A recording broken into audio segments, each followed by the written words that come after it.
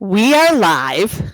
We are talking to Cesar Becerra, and we are talking about beautiful South Florida. And I'm asking everyone that's watching or will watch, how familiar are you? And do you know who is the co-mother of Miami? So welcome, Cesar. How Hi are you? there. Hi, Adrian. It's good to see you. I miss you. I miss you too, Cesar. You are so fun. You're a fun-loving guy that loves to go out. You love Burning Man. You love camping, hiking. You've walked across the whole United States. You've written books. Robert is here, and now you're doing something totally cool and new. And you have been researching. And who is the co-mother of South Florida, Miami? The co-mother of Miami is a lady named Mary Brickell, or just Mary Brickell. And yeah, they were getting props to her because for many, many years, and even today, you can slam your head against the wall trying to find anything on Mary. It's very hard to find anything. That's starting to change. But when you look up the origin story of Miami, you're going to come up with another remarkably interesting woman named Julia Tuttle, which gets the basis of the recognition for birthing Miami. But my studies and my research and other historians and other researchers have now unearthed in the last 25 years a mountain of evidence that cannot be ignored anymore that it was a lone shooter type situation of just Julia. It is now very clear that Julia and Mary Brickell equally had a very important role in birthing Miami, and that meant how to get Henry Flagler to Miami. But we'll get to that a little later. How are you? I'm great. I'm great. This is so interesting because when I think of Brickell, I immediately think of looking up and I think of the beauty. I really love Brickell. I mean, I love Miami and all the architect and all the shiny and the metals and the sun and you can't find parking and all of that. I really do miss that living here in Daytona Beach. But I never really thought, okay, Brickell. I kind of thought, and I asked you my first question when I saw Caesar was, wait, isn't it a town called Brickell? And what did you answer me? Because I think many people may think, because they'll say, Yeah, I live in Brickell, and I'm right. always like, In okay, the fact, city of Brickell. that's exactly what's happening today. The area is so popular, so posh, so ritzy that other parts of Miami are trying to actually borrow the name. There's actually a phenomenon on on Expedia where some hotels are listed as Brickell North, which they're not even in Brickell, but they're trying to siphon off the the fervor and the fashion and the popularity that Brickell is. But it's just a neighborhood in Miami within the city limits that is flanked in the middle with basically Brickell Avenue, named after William and Mary Brickell, who came to South Florida in 1871 via Cleveland, via New York, via Australia, via England. Mary's from England, so we have some English background to Miami. And a lot of people don't even realize that, Mary is British, by birth and Australian by most of her years before she met William. But we have all this great heritage. But basically, there's even a phenomenon south of Brickell of South Bayshore Drive trying to rename itself South Bayshore Brickell Drive because they're, again, wanting to take all this, which is hilarious to me, Adrian, because there was a time and place where nobody gave any respect to the Brickells, talked about the Brickells, gave any recognition to the Brickells, and now people want to rob the Brickell name for their own kind of, popularity. So, I have a question. How many people actually live in what's considered Brickell right now? well, a lot. I would say I'm gonna take a great big guess here, but probably 100,000 people in a very small area. The reason I say that is because Brickell is booming skyward. In fact, along Brickell Avenue is the tallest skyscraper south of New York City on the eastern coast of the United States. So, Whoa, whoa. Wait yeah, a second. And what is the for the Brickell Avenue area? What is the mileage? Is it like 2 miles? probably closing in on maybe just 1 mile long, about half a mile wide.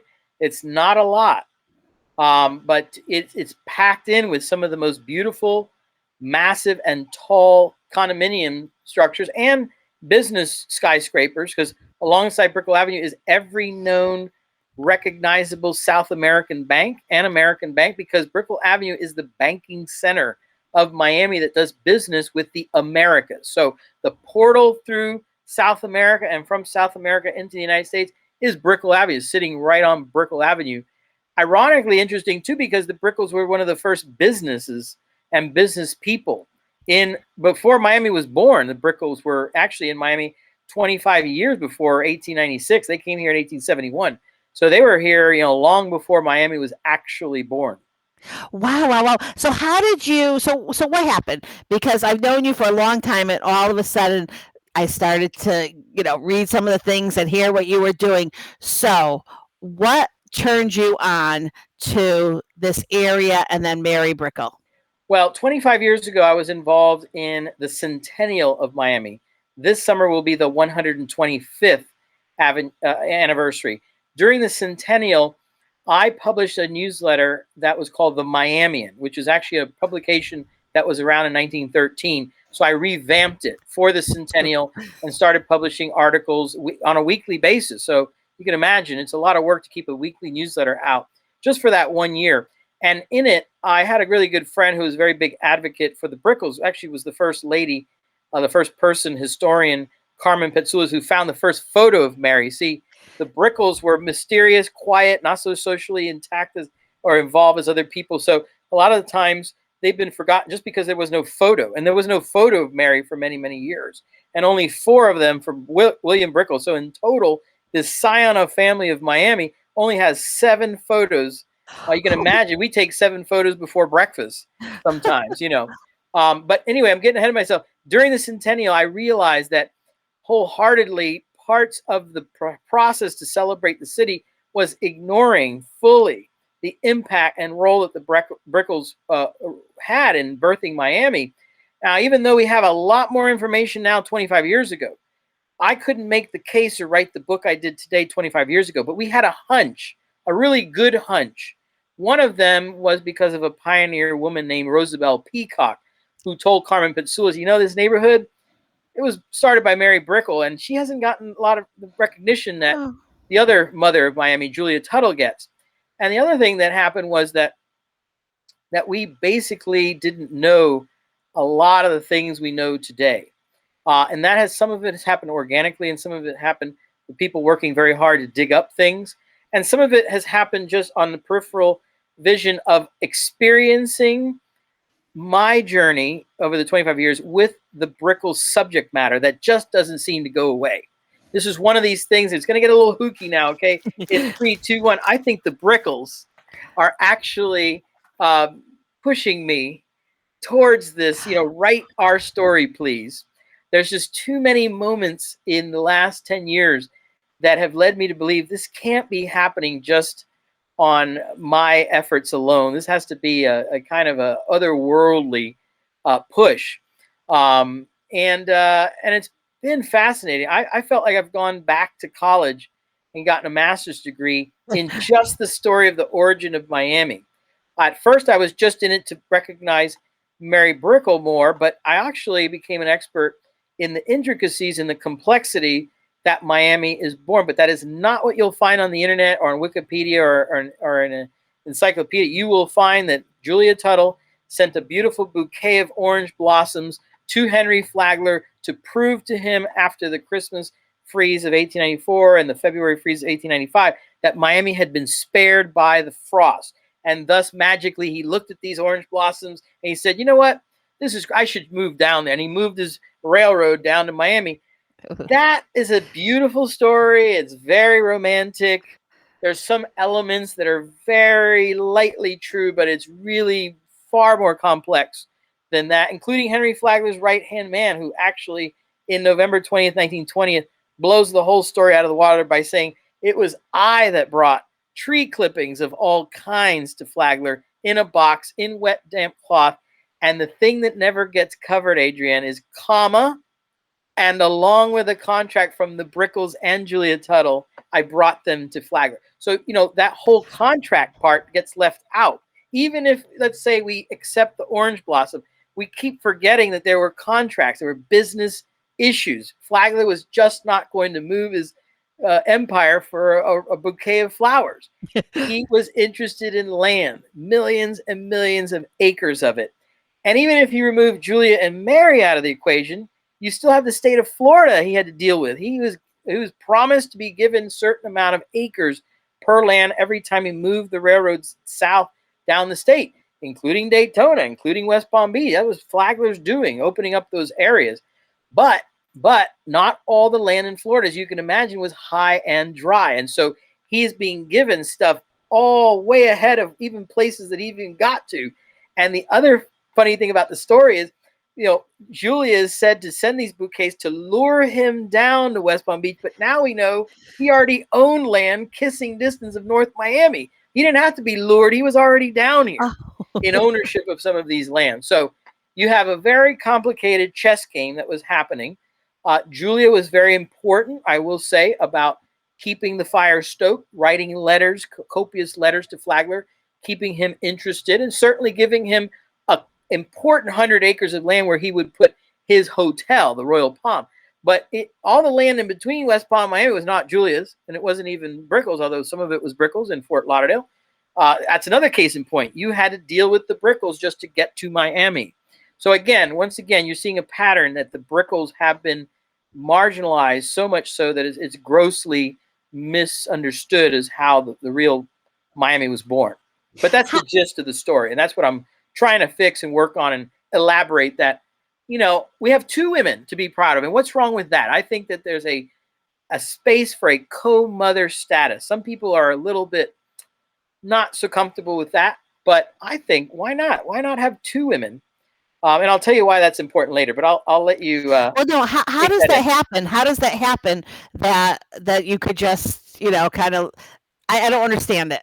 So how did Mary get put aside? Okay, so Mary got put aside for a lot of different reasons. Number one, William Brickell, her husband, had a fallout with Henry Flagler over a contractual issue of building the bridge across the Miami River. So number one, you have to understand that Brickell had a fallout with the most powerful man in Florida. That powerful man in Florida ran everything, including the early newspapers in Miami. So you can imagine if you have a feud with Flagler, you're not going to get fair representation.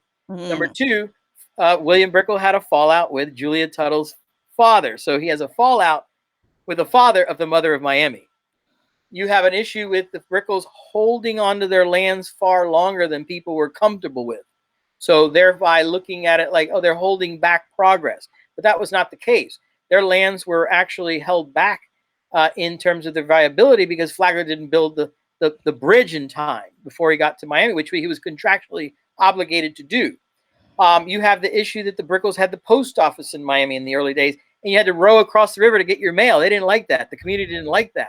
The first thing they did after they slammed the gavel down that Miami was born on July 28th, 1896, is the first order of business is what to do with the post office. So people were ticked that the Brickells were in charge of the post office. So you have, I'm stacking the deck. As you can see, there was a lot of things going against the Brickells that pushed them aside. And then you have the romanticized version of just an easier tale to tell. Because let's face it, we deal in South Florida with the sun, fun, and sand. We don't want complexity. We just want you to have a good time. And we want to romance that. And so in the 1920s and 30s, the story of the birth of Miami was sold as this romantic moment that Julia sent this bouquet of flowers, not thinking that you're sending a bouquet of Flaglers to one of the shrewdest businessmen on the planet. This was Rockefeller's partner. This is a guy who was taken to task over monopoly issues. This is not a guy who's going to roll over for a bouquet of flowers, folks. This was a very contrived deal that was very specific on getting land. And we also know that we believe that Flagler was already looking at further south of Key West, of Miami, making the land south of any river, i.e. Fort Lauderdale, with Brickell's own, Miami on the south side they own. So really, Flagler was very important, the Brickells were, because he had to go further than just Miami. So you're starting to see the negotiation leverage points are tipped more in the Brickells' favor. Not to mention Brickells actually signed a contract with Flagler 4 months before Julia signs hers. And that's because, A, the Brickells had their act together with all their land deeds were all very specific. Julia had a little bit of a mess with some Spanish land grants that she had, and the title of the lands weren't clear. But more importantly, that Flagler needed to get out of West Palm, which the Brickles had 125 sneaky acres in West Palm. So they're pitting him in West Palm. They had to get across Fort Lauderdale, back then known as the New River. So you couldn't get to Miami without dealing with the Brickles. And then in Miami, you had land on both sides of the river, mainly on the south side, that the Brickles had. You also have the issue that is not cannot be debated, is that Julia did include Mary in on the deal. Well, why did she include Mary in on the deal? So you have all these questions that you got to ask, but in the end, you cannot ignore a family that has that much ink on paperwork, including the birth certificate, which is still kind of highly debated on which is the birth certificate. I believe it's the one where everybody sits around the table and signs it, which is the birth certificate of Miami, which shows half the cities on the North Bank, half the cities on the South Bank. Mary Brickell, William Brickell, Julia Tuttle, and James Ingram signed that document. So the others are trying to say that, other historians try to say that the document is a loan document that Julia signed with Flagler just about her land. But that's inconsistent with the actual boundaries of the city. In fact, on the one that's signed by all four people, all four entities, it actually says the boundaries, this is the city of Miami, etc. So to me, and Mary is the first line signator.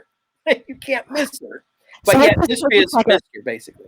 I just want to so just so everyone understands, Caesar also understands and plays Henry Flagler, right? So Yes, okay, so you're a historian knowing everything about Henry, and is that where you're also learning more about Mary? absolutely. In fact, now I'm not the top expert on Henry, but I have played Henry and I have studied him.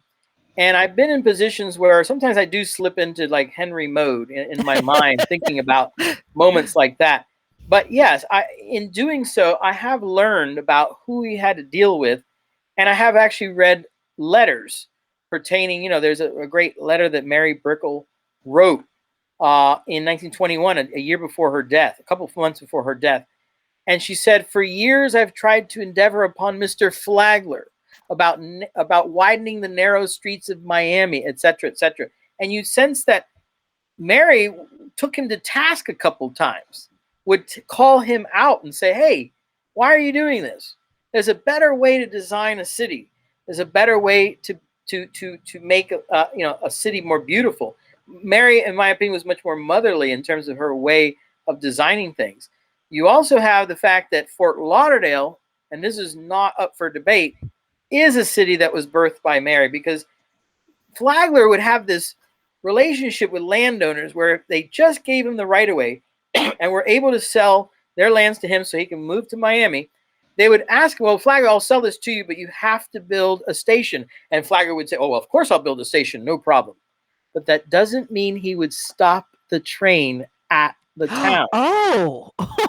Mary was one of the few people that got him to literally sign that you will not only stop the train, you will set up a plotted map city in this area, and you would call it Fort Lauderdale eventually. But the point is, she held him to his kind of squirrely ways. It was one of the few people that got him to stop the train in Fort Lauderdale around her lands. So she's the undisputed mother of Fort Lauderdale.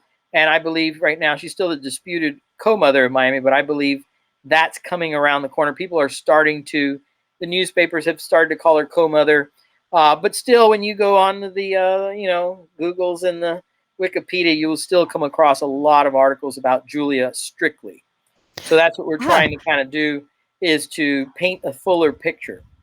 Now you can write about Mary and post it on Wikipedia, right? Or submit it for Wikipedia review. Yes and no. Here is the tricky wicket. There was, and I actually wrote to Wikipedia as a good little historian that I am. There was a Mary Brickell section on Wikipedia in the late 1990s, and it was quickly taken down. I got to Wikipedia. I got to a guy named Seamus Brown or something like that. And he wrote back to me and he said, well, it was up. We had to take it down because Wikipedia needs sources that they themselves can actually access. A lot of the stuff on the Brickell story is not yet published. is in archives. Is that there is one book, though, that is by Beth Brickell, and then after my book, it will be my book. Then you will have a situation where you can finally say, okay, you can cite this source. There's a couple of articles, but they kind of like primary source data that's in some university. So that process is going to start after my book, but it is a long process, and it's kind of hampered with the fact there's not a lot of stuff published on Mary and a ton on Julia. Okay, so let's talk about your research. So this is so interesting, and I love the fact that you're like the second author. So you're paving a path. And thank you, because as a woman, it's so lovely to hear how strong we were from the start, right? Like, I think that somehow we got, walked on, but to know that Mary Brickell. So before I hear your research, are there any statues? Was I reading that you were looking at some statues, or are they planning on building a statue for Well, there is Mary? a statue to Julia Tuttle, and there's a statue of Mary Brickell, actually. Actually, Mary Brickell's on two different, a statue and a bas-relief on the side of a bridge. So there are two images of Mary. Sadly, those images of Mary, one is a bust and one is on the side of a bridge, a bas-relief sculpture. They're not of Mary herself. We thought years ago there was a photograph that was attributed to Mary. We now know it's probably Mary's mother.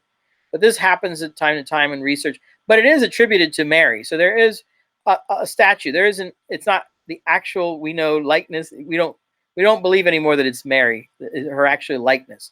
But there is a beautiful big statue to Julia Tuttle, and a cross all over it and beside it and on the writing on it, and it's all about the mother of Miami, not mentioning really Mary Brickell at all. But you brought up a good point. When women were there at the start, these two women were doing big things at a time where women couldn't vote. At a time where poor Mary, by the way, when Brickels were mentioned, even the faint times they were mentioned, most of the credit went to William Brickell. As you know, patriarchy back then, trumps the real deal of who did what. So the few times that we do have Brickell recognition, it's to William, not Mary. But we do now know that William put everything in Mary's name. So the land was actually technically in a court of law, it was Mary's land.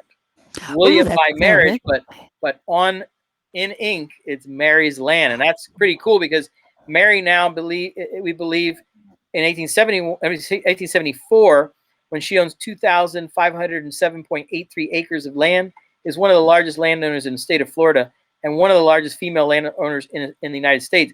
But by 1896, she gobbles up another 4,000 acres. She's in excess of 6,000 acres of land in 1896 before the train gets there. Can you imagine 6,000 acres of land today, of prime land in Miami? That's before the train. What about before air conditioning?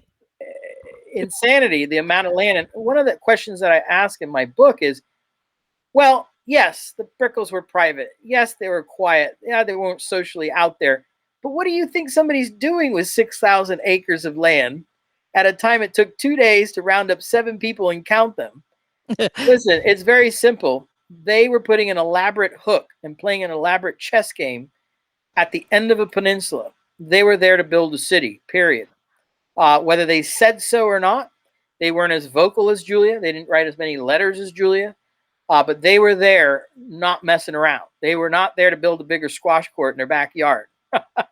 This is intense. I want to hear about the research, and of course, I'm sure that everyone watching wants to know about who in the Brickell family is still alive. So great grandchildren. Tell us. So I've now been at every location the Brickels have lived except for Mary's 3 years in England. But I've been to their home site address in Cleveland, Ohio. Wow. I've been to the diggings where William went to in California for the 1849 gold rush. I've been to Australia where they actually met. I've been all over Miami, of course. And the research is not only in Florida, but they're in institutions all over. But in Florida, we have about 7 different Brickell collections, about 5 of which are in the special collections of the Stephen and Dorothea Green Library at FIU, the Green Library. But they're as far away as Australia. There's a treasure trove of stuff in Albury Historical Museum and Library in Albury, in the center of Australia. It's endless. In fact, I even claim on many occasions in my book I have not read everything about the Brickell. It is impossible. They have kicked up so much dust that it would take many lifetimes to read everything about the Brickels. What I've done is gathered enough evidence, finite evidence, and making my case about the origin story of Miami and their role in it. But to do a book on the Brickels would take several historians many, many, many lifetimes. It's that voluminous. It is really thorough.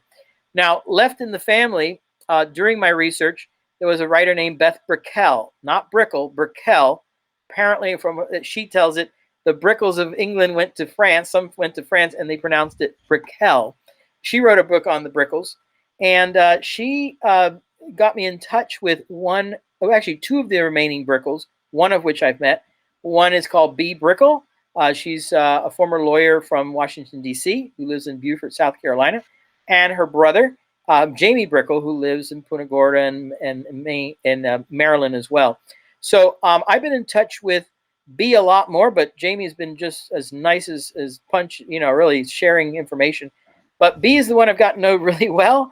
We've become fast friends. And during the pandemic, unbeknownst to me, I was just going to visit for 3 or 4 days. She really wanted to get away, had not been out of town, and she wanted to get on a long road trip. But she didn't want to have her dog suffer through hundreds of miles of. So I said, listen, normally I'd say, and you know this, Adrian, my calendar is booked, but during the pandemic it's not. So I'll take care of your dog in your house. And I stayed for 31 days, and I got to rifle through all of the amazing collection that she's now donated to FIU. And it gave me a time to realize that, wait a second, this doesn't just happen. Here I am amongst the sea of Brickell. Why am I having this experience? And I realized that the reason I'm having it is that Mary Brickell probably is telling me this is the moment. I know, Cesar, you've been trying to wait, and I've said famously for years, this is going to be my last book because there's so much still out there to be gathered that you'll never get to it all. And that's true. I'll never get to it, and it never will end. So why not do a book about a particular subject that I'm starting to know very well, and that is why the Brickels have been marginalized and why they need to be remembered. So I was in seventh heaven with actual documents, not just like copies or on microfilm. No, I could even smell them. It was incredible. It was a moment. It was a moment. You know what's interesting, Cesar? This is so for those that are younger than us, they would think, well, what's the big deal? So just Google everything you need to know. But there's like you are going to now write the book, and yes, in 3 years when the book is in and it's all saturated, then you can Google and you'll get Cesar's information, and you'll see what Cesar and probably will help to push other historians that have been thinking about it to say, oh my gosh, let's do it. So that's beautiful. So forging the way, even though there's maybe one or two before you. This is so fantastic to talk to you and know that you are really, I mean, you're going to live on too, Cesar. I love it. I hope. Oh, and you're such a beautiful family. You will. No, this is fantastic because you are really building the foundation for Google, for like these search engines. I say Google, but you know what I mean? Any search engine, you're really putting her in a location where others can really find it interest and understand. So I am so excited. And what are the next steps now? You've done the research. You mentioned that because I have a mantra and a chapter of the book called Finding Your Mary. And Finding Your Mary is extra deep, especially after last year, going through all the moments where we realized that, whoa, the history we thought was a certain way, and you can i.e. any history you need there, is not necessarily accurate. It hasn't been told, or it's been told to us in a different skewed way. And so Finding Your Mary is about questioning whether these things are really true. And the Googles and the series and the Wikipedias are only as good as the information that's already been pre-biased sometimes, not all the time, pre-biased to be presented. And so it does take a lot of time. I'm very happy to say that Beth Brickell's book and my articles over the years do have an impact. And when you type in even Julia Tuttle today, if you go further south enough, you will bump into the WLRM piece that says, could Mary Brickell be a mother of Miami too? you will bump into Beth Brickell's book that in the title says Mother of Fort Lauderdale and Miami, founders of Miami and Fort Lauderdale, the Brickells. So you can now see it, but it is a slow process. It's a mountain of stuff. Sometimes history goes too far, or the retelling of a romantic tale. You remember the tale is the orange blossom. Well, some websites have Julia Tuttle as an orange grove farmer. Well, she took on some lands from her father who had some orange trees in Orange Grove, but that's a big leap to say that she was an Orange Grove farmer. She was not. She was a developer. She was a businesswoman, etc. But and you have sometimes Julia Tuttle discovered Biscayne Bay, which is laughable because she wasn't around in 1513. So you have to be careful. It's a slippery slope when these great romantic stories start taking off. Other people pick it up and they sometimes oversimplify them even further. So you have to almost get back to normal. You almost have to have a cleaning, like self-cleaning ovens. Occasionally you got to just get back to the beginning, or you start a fire. I mean, you gotta clean the oven of old history and see what's really right, and see what needs to be accurately portrayed. And that's kind of what we're trying to do. Cesar, I really see once you write this book, I could see you in a couple years really helping other up and coming historians understand the process of writing a book and what that looks like, because I'm curious now too what that could look like. And then, so I'm curious, so how many Brickles that I love. So Cesar and I are friends, so I got to follow Cesar. And I have said, "Oh, I'm heading up to Connecticut. Maybe I'll go to Beaufort on the way back because and Charlie Foss runs a hotel over there, so I could stay at his hotel." But I'm just wondering. I saw your pictures, and they're so beautiful. How many Brickles did you find that are actually related to Mary? Can you put a number on that? Yes, I can put a number of 5. I've only met one of the 5, but there is B. Brickell, then her brother Jamie, and Jamie has 3 daughters. So there's definitely, and Jamie's wife. But so basically, there's 5 or 6 Brickles left. Yeah, not too many. Is that normal? Is that Well, we happens in lost a history? few Brickles a couple of years ago with the loss of Butch Brickell and Marge Brickell, which I did get to know very little, not too much. At first, there was a lot of Brickles. There was actually 7 Brickell children, 6 that made it into adulthood. But all of the daughters, none of them married. So on the female side, we don't have a lot of family lineage going on from that point on. And on the male side, we just didn't have a lot of Brickles sired on and on. So there's only 5 in my count. Wow. Brickles left. Wow. Yeah. Well, wait, how about all the Brickles that have the name Brickell? Well, there's a lot more than history? that. Yeah, there's a lot more than that. But the particular Brickles we're talking about with Mary and William that I know of. Now, I bumped into Bulmers, Mary's maiden name Bulmers. I've actually met a Bulmer in Australia. So there's still some Bulmers in Australia from Mary's side. But as far as a Brickell, pronounced Brickell and from William Brickell's lineage, 5 is basically what I know of. Well, that's interesting. Anyone else find that interesting? By the way, if you have any questions, put them in the comments. I think I could see that just in case. So Cesar, so the next steps now. So you've been doing, and you've been research. So when you went to Australia, this was one of the reasons why? Yeah, it was the reason I went to Australia. You were mentioning that, but I guess I didn't put two and two together. It's its own story, but very quickly I was coming back from Hong Kong with my family, and we had a 2-hour layover in Dallas to get back to Miami. And for some reason, American Airlines wanted to bump 5 people. Sometimes they have last minute reservations and they get a lot more money than us who travel way ahead. So they wanted to bump 5 people, but no one was taking it at $300 level, the $500 level. And eventually I got an $880 voucher just for waiting 2 more hours to get to Miami. Then I found out the voucher was for anywhere on the world. I still didn't put 2 and 2 together and say, I'm going to go to Australia. But at FIU, a couple of days later, I was asked to film a scene for a documentary looking through my historical documents. And just by chance, Vicky Silvera, the director there, pulled out a couple boxes. It could have been any boxes that she pulled out of mine, but she pulled out key boxes that one of them had an article that I hadn't even remember I read, which was called The Brickles in Australia, William Brickell in Australia. And I took it home with me. And that night, I was just like, wow, I didn't realize this. And then the very next day, I read an article that a friend of mine wrote about the history between Australia and the United States. And I called him up and I said, do you know that there's a Miami connection? He goes, a Miami what connection? I said, the Brickels were in Australia and Mary's from Australia. He couldn't believe it. Ended up that Don Slesnick, the man I'm talking about, is the honorary consul chair of the honor of the consulate in Miami of Australia. So one thing led to another, and it just looked like the path had been set before me that you are going to Australia. And it was one of the Wow. most incredible trips of my life.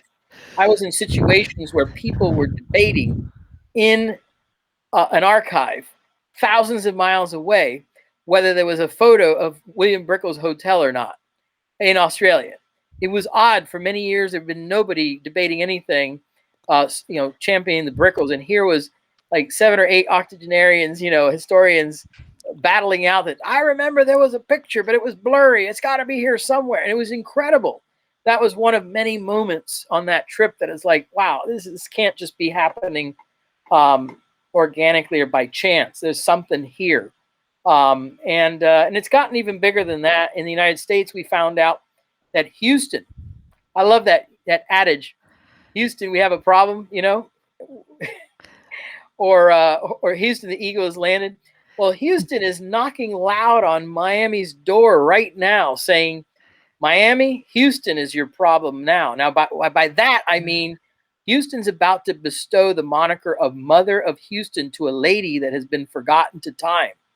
If they do that and embrace it, Miami will no longer be, at least on Wikipedia and other places and thousands of other articles, the only major city founded by a woman. Now Houston will have to share that designation with Miami. You see? Mm-hmm. So learning about our history, seeing that Mary had more of an impact than we thought, embracing a co-mother status would put Miami back on top as the only major city founded by 2 women. But there are other cities like Chicago that have now gone a long way to recognize a Haitian immigrant named, I'm just drawing a blank now, Dusablé. He had an impact in the founding of Chicago. And Cleveland, there was a General Cleveland, not spelled C-L-E-V, C-L-E-A-V. He had the city named after him. Turns out he was only there to mark it out, and he left and he never came back. Oh, So wow. you have origin stories in other cities, which is why we say finding your Mary is to question those origin stories. But with it, you'll find a deeper, more enriching story, basically. It sounds amazing. So why are a lot of schools not teaching history? Well, I'm glad you said that. Let me answer that in a 2-part issue. Because there's so little on Mary Brickell in Miami and so much on Julia, I'm very, very blessed to say, and for the first time publicly on your show, that an angel has come to us by the form of David Schoenfeld, who stepped up to the bat and sponsored a teacher's edition of my book to go to every 4th grade teacher in Dade County. I kid you not, Adrian. So we can debate this till we're all blue, we're adults, but if we don't get to the kids, we're just whistling Dixie and we're spinning our wheels. We're just arguing, And I purposely removed the politics away from the teacher's edition to the teachers because I just want them to learn about Mary. I just want Mary to at least have, I'm getting goosebumps right now, I am a too. moment to be recognized by what she did. And a little bit about the issue that she's not the lone, that Julia Tuttle was not the alone, and there's 2 women. But teachers don't have a huge arsenal. They are, it is a curriculum, but there's several different curriculum numbers that they have to follow of local history and state history, but they don't always are given the right tools, especially in this day when you lean on the electronic way to get to information. And in this case, you're going to get to the wrong or not as equally balanced information. So I'm very happy that, that's harder to say, why we don't teach history. There's some places that feel that history is, don't mess with it. I just came from a lunch today where the mother of a good friend of mine had a situation where one of her nephews was at a school, and they asked a question.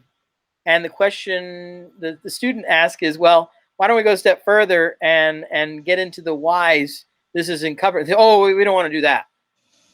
Let's not go that far. So that's a problem. Why, snip off the curiosity of kids from going further? And we really should go further. We shouldn't just say, all right, how did it happen? But are we sure that it happened that way? And are we sure we're not leaving anybody out? Because we are in a situation not too long ago that we were leaving people out, and leaving people out has impacts eventually in our way of treating other people. We need to really be open to the full picture.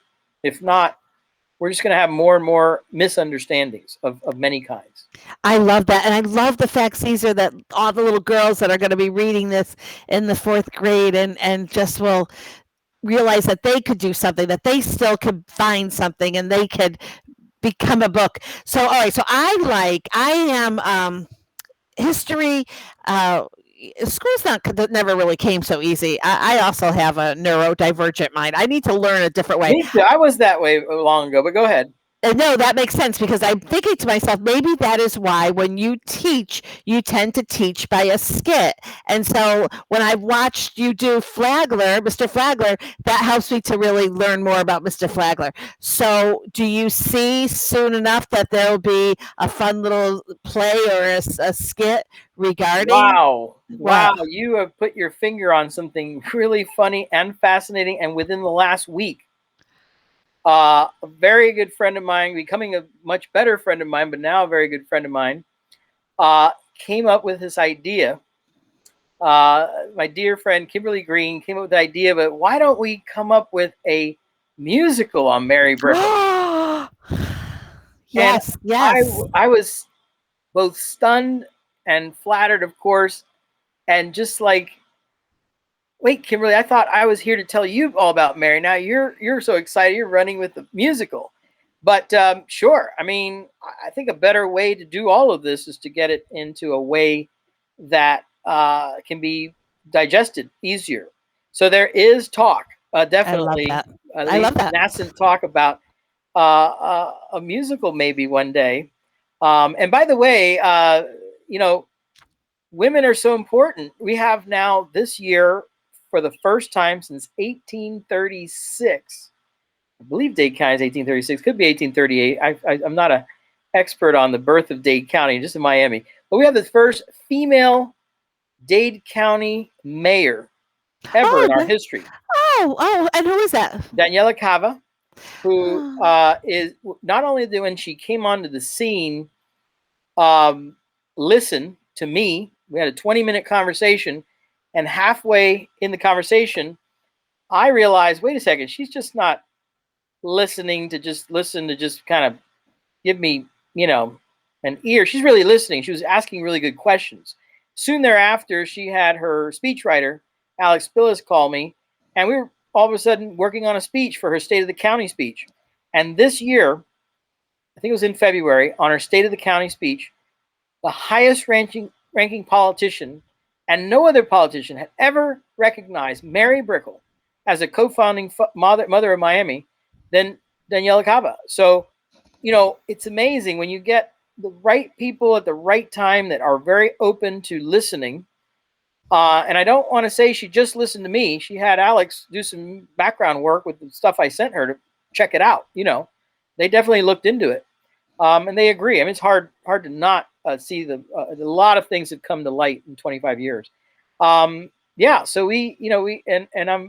flattered that she met me the other day and held up my book, and she's great. Yeah, really. Wait, really held great. up which book? Both books, actually. She's a big fan of the Robert Is Here book, and she held up a mock-up of the Mary Oh, Brickell I book haven't coming seen out. the mock-up. So wait, so now I love Kimberly's idea because if you imagine all the kids not only getting the book, but if there was a like a tour group that went around and then all like what a great field trip to go in and read the book first and then watch the play. But that's how I learned. That would Yeah. be for me at that age to really to be able to put it all together, and what that would do is have that be something that I would remember for the rest of my life, and that it wouldn't just be a book and then maybe I would forget. The play would reinforce it and allow me. So I would like to play a role, and I would like to play Mary's mom, if that's okay. Okay.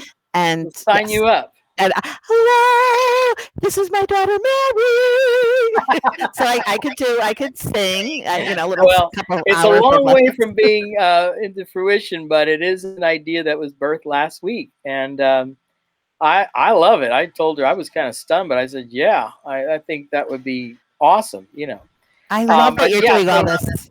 so we're What's excited. The book is coming out. It's out now in audio form. I read the whole book on really? audio. It'll be a Where do you PDF find it? form. Very soon, a PDF form will be available. But on the 28th of July, on the 125th anniversary of Miami, the book will formally come out, and I'm excited to get the word out there. And I'm just pleased as punch that the fourth grade teachers will have a version of the book that they can teach. So it's happening. Wait, I have a couple more questions. Yeah, absolutely. I hear a little echo, so I'm sorry about that. Is that coming from my end? I don't know. Cesar. Yes. Mount Dora, does it have anything to do with Mary Brickell?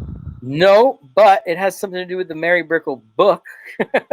Okay. A very good friend of mine, Doug Thompson, has a lovely apartment that he seldom uses. And during the pandemic, I felt it was important to get away from busy Miami, even though it was pandemic Miami. But I wrote most of the book there. I had enough quiet time. When I'm in Miami, enough people know I'm in Miami. I can be hired out for jobs, this and that and the other. So I definitely wrote a lot of it. But I did something else very important in Mount Dora. Mount Dora is the spot that I chose an editor, Rebecca Pilling Knowles, who edited the book, good friend of mine from my days at Nature's Classroom. But I also, Adrienne Barker, just so you know, forward her all the chapters that I wrote on your father and mother's future book.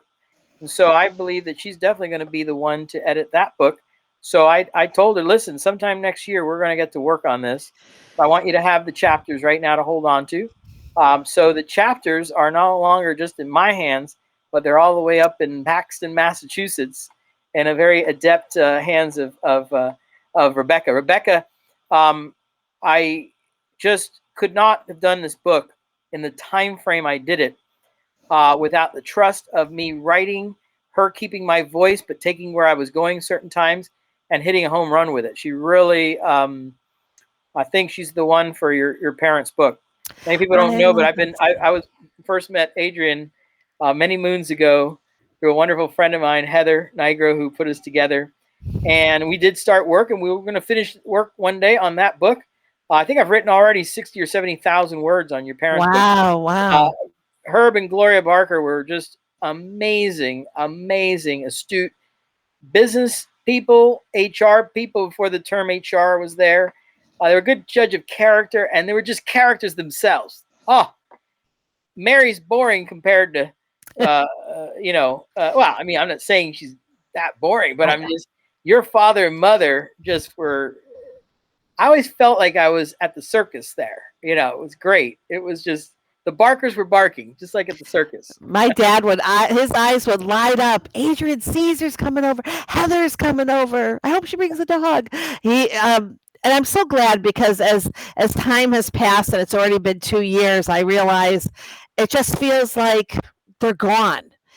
And then it makes me, I do get a little depressed, like just the fact that we could be here on Earth and make so many, just we could add to the quality of life for so many people and just change different things, and then we pass away and that's it. And so I'm so glad because that book, and it made my parents so happy. My dad was so happy to share his stories, and so I love that. So now so your book is finished. Like, this is amazing. Now, is it self-published or you have a I'm publisher? self-publishing. No, I'm self-publishing this book, but I've had incredible help by people who have purchased the book, people who have donated, people who are about to purchase a huge amount of crates, and like literally within days.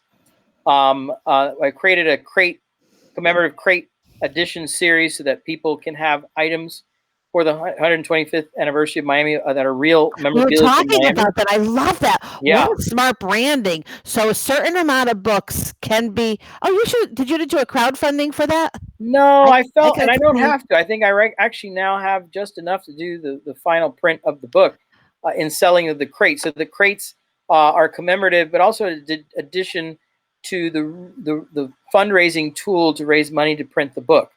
Although I've also had help from David for the teacher's edition, which I never envisioned in the first place. So it's great. So we have 700 books I never even thought about originally. But the crates have been going pretty briskly now. We had 14 sell slow, and then it looks like very soon I'll be able to let you know about 58 of them that are about to be purchased, possibly to spread all around Dade County. Again, I hesitate. We're almost there, but they are meant to share the history of Miami and to mimic the Brickell story, because inside the book, the crate, are 3 books on the Brickels and 2 reports on the Brickels. So 5 major documents on the Brickels, including a signed check of the George Brickell, 125 signed checks from one of the Brickels, a 1924 plat map of Miami, swizzle sticks from Miami, hotel cutlery, real items from Miami's past. So you have a what I call an open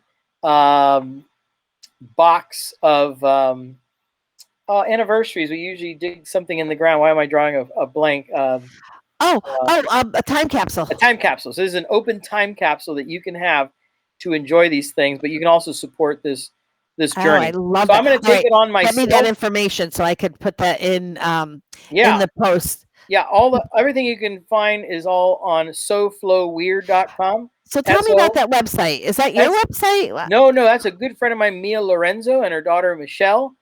Amazing. Mia is an Emmy award-winning documentary filmmaker who's just done amazing, and a producer who's done work over the years. And she focuses this site on the awesome, interesting, and weird parts of Florida. So a lot of serious and not so serious articles on Florida. But I felt that I've always wanted to work with Mia. So everything about this project is on there at soflowweird.com, SOFLO weird.com. And when you go in there, you'll see the very big orange link to Orange Blossom 2.0, which is the name of my book, but also now it's looking the name of the kind of a movement. People are really enjoying it more as the movement of changing things, hopefully. So you can find all that about it there. And what I meant to say on your parents' book, it may take me a lot of years, and as you know, the Brickell one took me 25 years to finally do. But we'll get that book written, and it is also 3/4 of the way already written. So it's just every book has its journey and its path, and it'll happen one day. So I'll be very excited, hopefully sometime late next year, to say and tell people all about Gloria and Herb Barker. You're so sweet. Okay, one more question. One more. Yes. So do you have enough in the photos of Mary to put together if you were going to have a play made for her costume? Yes, actually, 2 of the photos, 2 of the 3, even the 3rd one, which is late in life, and she's just wearing kind of like a very simple house outfit or something. Like, it's very, very simple.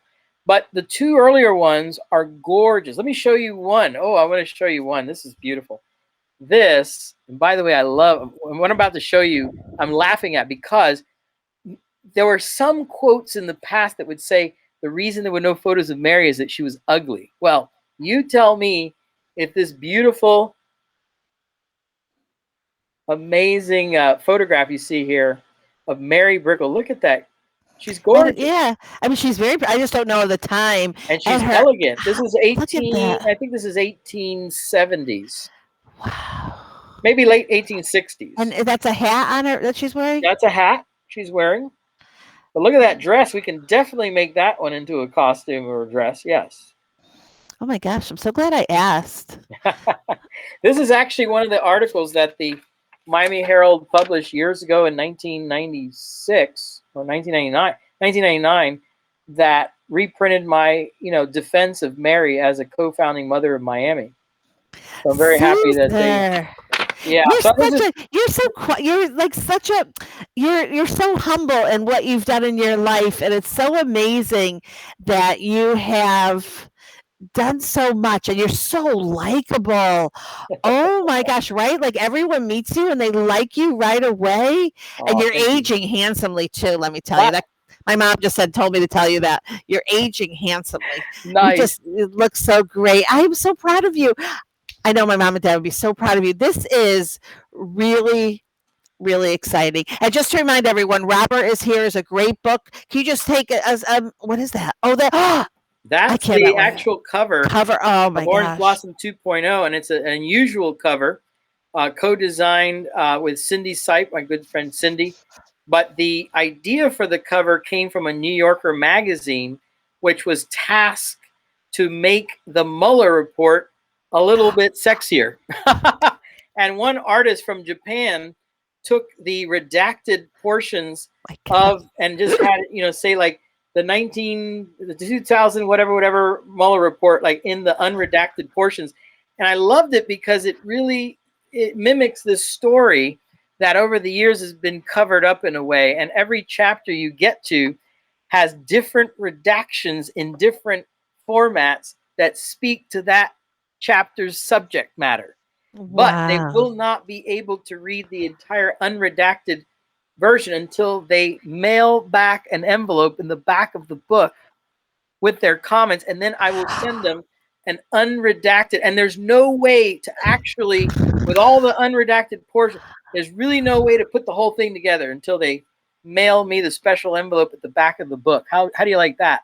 Okay, so creative. That is absolutely unbelievable. The most creative, fun, and interactive. Oh my gosh, that reminds me of years ago when you would mail your picture of a cat so you could get a magnet. I mean, like that is really, really cool.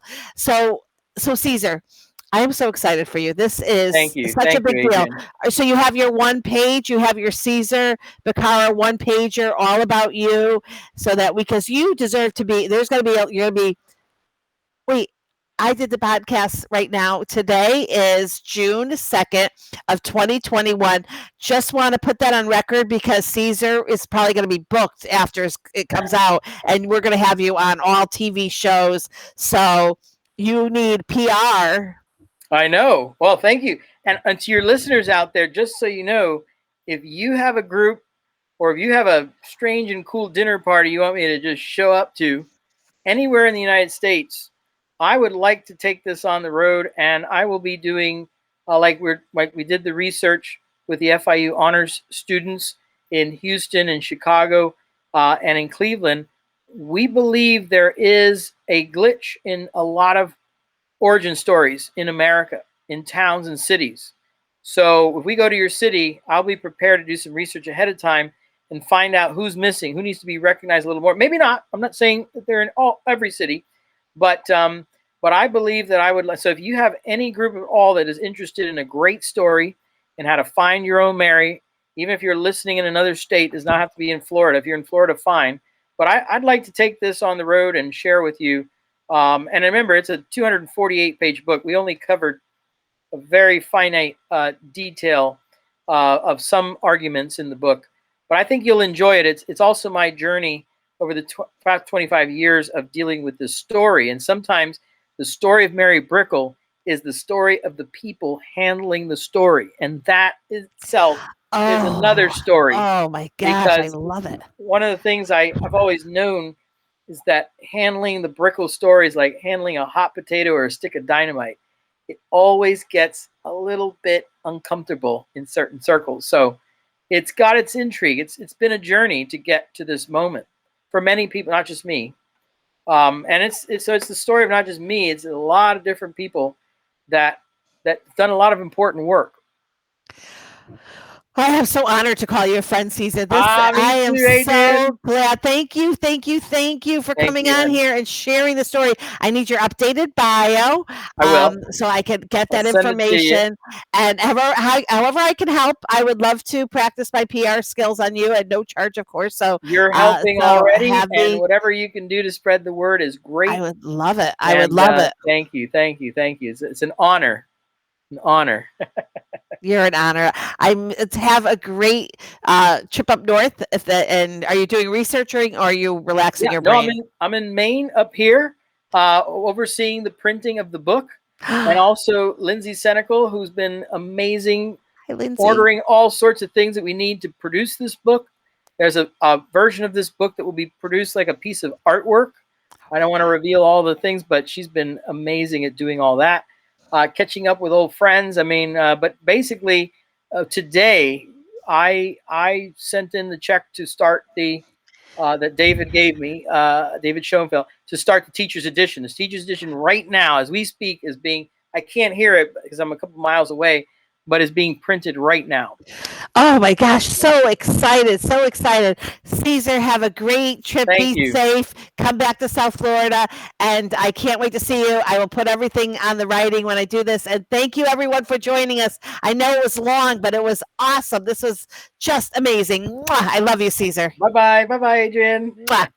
Mwah. Thank you, Cesar. Wow.